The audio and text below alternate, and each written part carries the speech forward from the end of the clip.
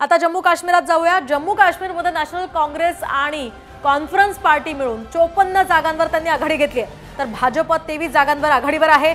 इतर पक्ष 13 ठिकाणी आघाडीवर असल्याचं कळतंय, त्यामुळे त्या ठिकाणी सुद्धा काँग्रेसनंच या ठिकाणी आघाडी घेतल्याचं आपण म्हणू शकतोय। मात्र या ठिकाणी कॉन्फरन्स पार्टी मिळून या 54 जागांवर काँग्रेस आणि नॅशनल कॉन्फरन्सच्या एकूण 54 जागा आहेत, त्या ठिकाणी सुद्धा भाजपला धक्का बसण्याची शक्यता आहे, कारण आता हे दुसऱ्या फेरीचे निकाल हाती आलेले आहेत आणि त्यामध्ये भाजपनं 23 जागांवर आघाडी घेतली आहे, तर काँग्रेस आणि एनसी मिळून 54 जागांवर त्यांनी आघाडी घेतली आहे, तर इतर अपक्ष आणि आप मिळून 13 जागांवर आघाडी घेतल्याचं आपण पाहू शकतोय।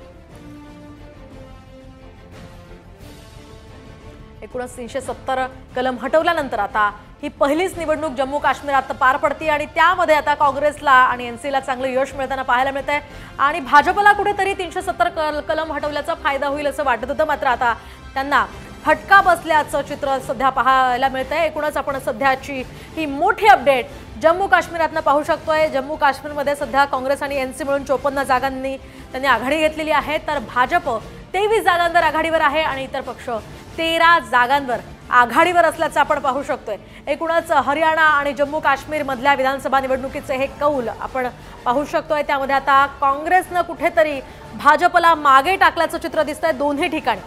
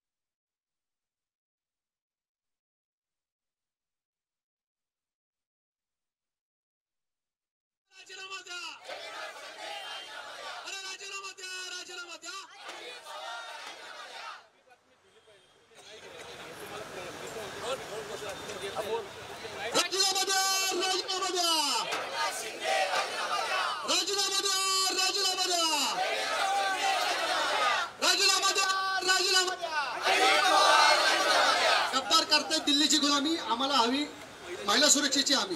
अरे गद्दार करते दिल्लीची गुलामी। आपण पाहतोय पुण्यामध्ये हे आंदोलन सुरू आहे महिलांवरील अत्याचाराच्या विरोधात। महाविकास आघाडीचं हे आंदोलन सुरू आहे। या आंदोलनामध्ये खासदार सुप्रिया सुळे, प्रशांत जगताप सहभागी झाल्याचं आपण पाहू शकतोय।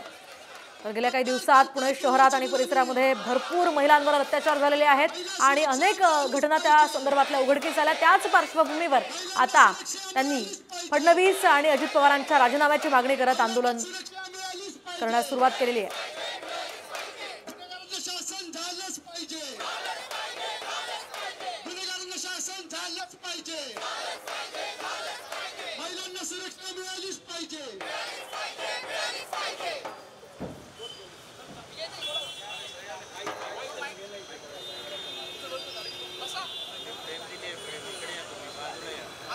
ज्या पुण्यामध्ये स्त्री शिक्षणाची पहाट झाली, त्या सावित्रीबाई फुले आणि महात्मा फुलेंच्या सुसंस्कृत पुण्यामध्ये महिला सुरक्षिततेसाठी महाविकास आघाडी रस्त्यावर उतरली आहे।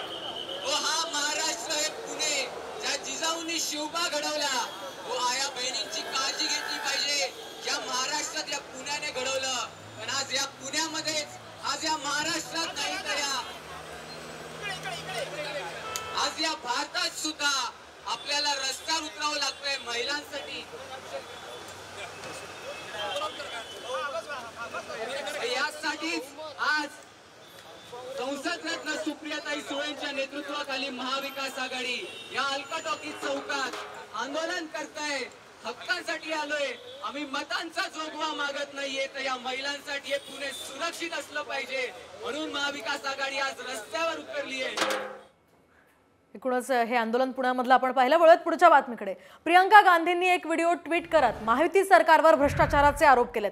रत्नागिरीमधील रेल्वे स्थानकाचे छत उद्घाटनाआधीच कोसळल्याचा व्हिडिओ त्यांनी शेअर केलाय। त्यामुळे महाराष्ट्रातील जनता आता लवकरच हिशेब करणार असा थेट इशारा त्यांनी सरकारला दिलाय। नेमकं काय ट्विट त्यांनी केलंय आपण सविस्तर जाणून घेऊया। रत्नागिरी स्थानकाचं छत उद्घाटनापूर्वीच कोसळलं। मुंबई नाशिक महामार्ग जो अद्याप पूर्ण सुद्धा तयार झाला नाहीये, त्यात 500हून अधिक खड्डे आणि खड्डेच पडले। तर सिंधुदुर्गातले छत्रपती शिवाजी महाराज यांचा पुतळा उद्घाटनानंतर काही महिन्यातच कोसळला। 18,000 कोटी रुपये खर्चून बांधलेला अटल सेतू जो आहे त्याला सुद्धा जोडणाऱ्या रस्त्याला खड्डे पडलेत। महाराष्ट्रामध्ये फसवणूक आणि फसव्या सरकारनं विकासाच्या नावाखाली जनतेची फसवणूक करून अगणित भ्रष्टाचार केलाय। त्यामुळे सरकारनं आता विकासाच्या नावाखाली जनतेची फसवणूक करू नये आणि त्यांनी अगणित भ्रष्टाचार केला असल्याचं सुद्धा प्रियंका गांधींनी म्हणत घणाघात महायुती सरकारवर केला।